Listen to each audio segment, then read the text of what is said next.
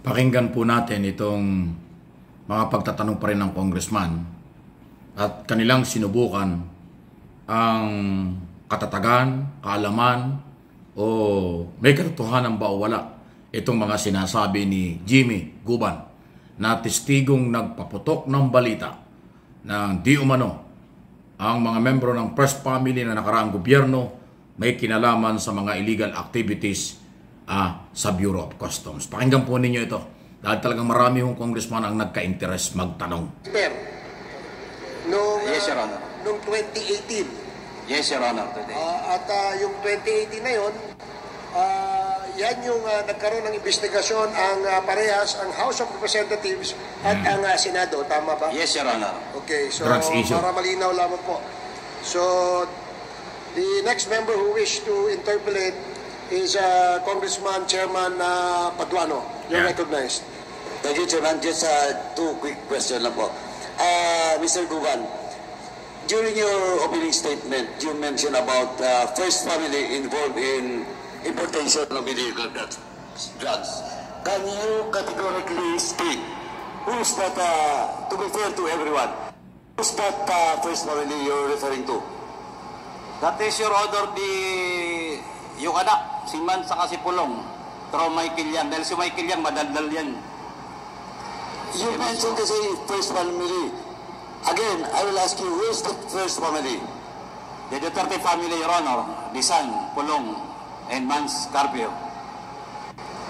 Thank you, Mr. Chairman. Next, ito, second question ko lang. You mentioned about the politician that should be linked. You were asked to link that politician. Who is that politician? Your Honor, are you referring to the Councilor Abellera, politician? No. You mentioned about a certain politician na pinilit kang i-link but you refused to link him or her. Yung mortal enemy ng Duterte. Sino po? Ex-Senator. Sino? Please, pakiano lang po. Si Ex-Senator Trillanes. Ex-Senator Trillanes. Yung Ed, yun lang yan. Pagkatapos doon, binaba akong telepono. Paki-exact ko lang po. Who called you? I'm the one calling, Your Honor. Pagkatawag ko sa NBI, sabi niya, Jim, tawag mo, pakinggan mo yung sasabihin ko sa'yo. Nakakulong na po kasi ako eh. From NBI, nilipat ako sa Manila City Jail. So from Manila City Jail, nakakatawag naman doon. Tinawagan ko yung isang Deputy Director, who is all you familiar with me. Deputy Director for Investigation. Sinabihan niya ako, parang minustra niya pa nga eh. Jim, ganito eh. Pagdating ko doon sa opisina ng Director, alam mo, nakataas yung paa. Inano yung papel mo kasi may sulat din ako kung paano po ako makatutulungan makalabas.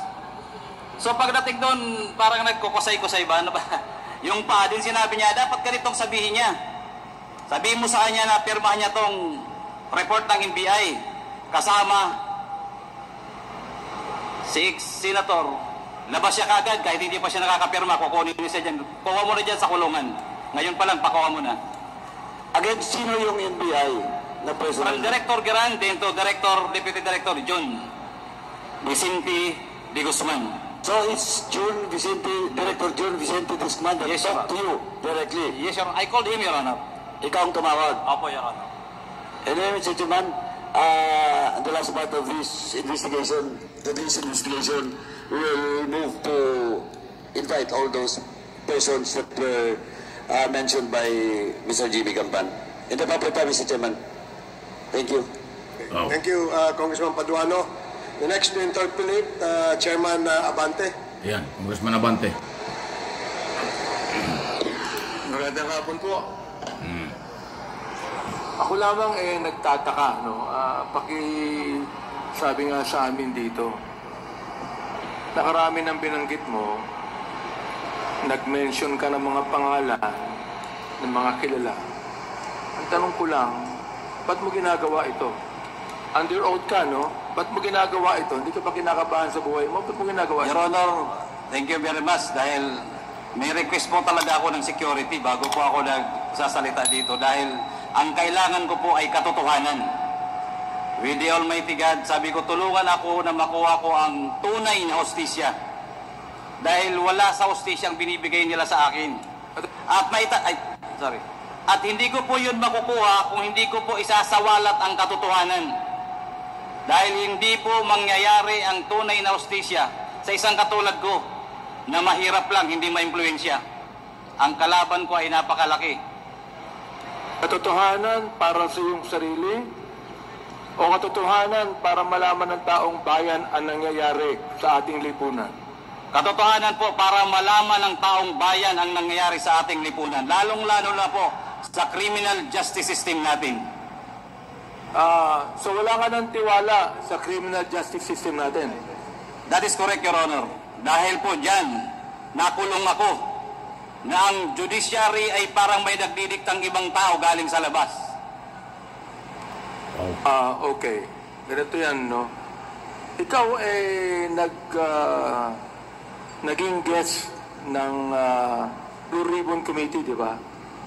Nag-testify ka ron, di ba? Apo, Your Honor. Yung bang testimony mo sa Blue Ribbon Committee at yung testimony rito pareho? Hindi po, Your Honor. Bakit? Nandun po ako sa committee. Ibig sabihin, doon sa Blue Ribbon Committee, nagsinungaling ka, pero dito, totoo sinasabi mo. Ito po, Your Honor, yung totoo dahil hindi na po ako takot ngayon na lumaban. Wala na akong nakatarak sa dibdib ko. Sagutin mo ako, sa Blue Ribbon Committee, under oath ka, nagsinungaling ka. Yes, Your Honor. Inaamin mo ngayon yan. Yes, Your Honor. At under oath ka ngayon, nagsasabi ka ng totoo dito sa aming committee. Yes, Your Honor. Ito po yung totoo. Alam nyo kasi, pagka minsan nanonood ang taong bayan hindi ba? Opo. Napakahirap paniwalaan na magsasabi ka ng iba sa Senate Full Committee, ang sabihin mo dito, iba rin yung sinabi mo, dito, ang binabanggit mo, katotohanan. Paano kami maniniwala sa'yo? Your Honor, yung katotohanan po ngayon ay inilabas ko dahil tinatakot ako nila during that time. Marami pong nangyayari during that time. Marami pong namamatay.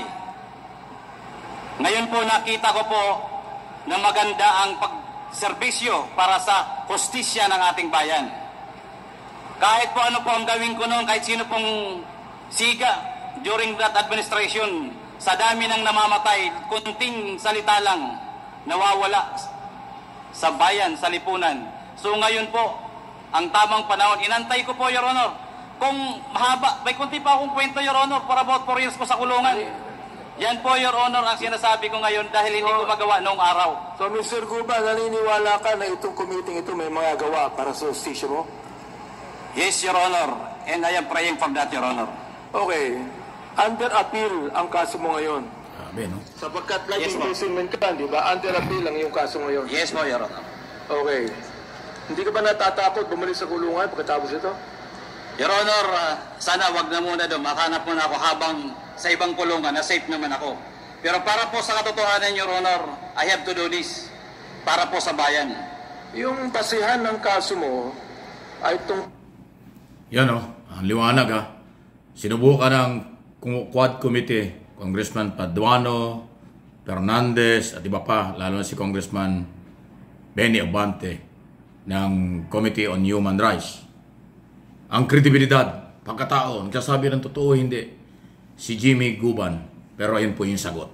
Anong inyong masasabi dyan? Ibang klase po itong labanang ito ngayon. At kanyang idinidiin, may tiwala siya sa kasalukuyang gobyerno. May tiwala siya at umaasa siya na magkakaroon ng kaliwanagan at justisya siya sa ating kasalukuyang pamahalaan. Pakilike lang po ninyo ang mga video pinag-uusapan natin dito sa aking mga channel. Kung sa hindi pa, mag-follow, mag-subscribe po kayo. Mike Abe Opinions at dito sa channel na ito, MA Pinoy TV.